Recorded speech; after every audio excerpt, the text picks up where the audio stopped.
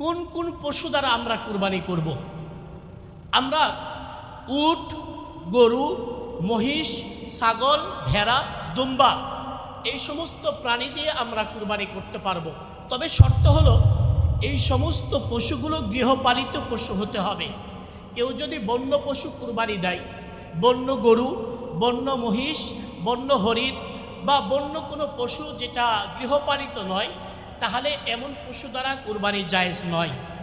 কুরবানির ক্ষেত্রে পুরুষ বা মহিলা বা সন্তান হয় না, বাচ্চা হয় না, এমন কোনো পশু দ্বারা কুরবানি করা যাবে কিনা।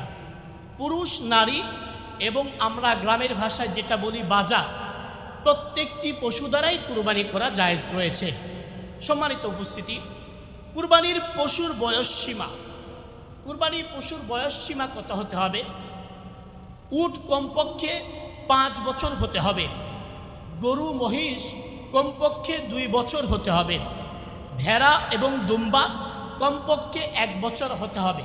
তবে ভেড়া এবং দুম্বার ক্ষেত্রে যদি এমন হৃষ্টপুষ্ট হয় 1 বছর হয় নাই, তবে দেখতে 1 বছরের মতোই মনে হয়, তাহলে এমন দুম্বা এবং ভেড়া দ্বারা কুরবানি করা যাবে। ছাগলের ক্ষেত্রে 1 বছর পরিপূর্ণ হতে হবে।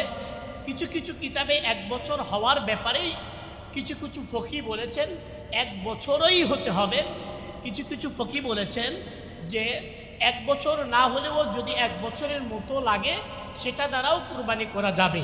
কিন্তু আমরা অবশ্যই কুরবানি পশু ক্রয় করার আগে অভিজ্ঞ ব্যক্তির দ্বারা আমরা দেখে নিব পশুটা 1 বছর হয়েছে কিনা। এই জন্য সবচেয়ে উত্তম হবে ছাগল 1 বছরের নিচে কুরবানি না দেওয়া।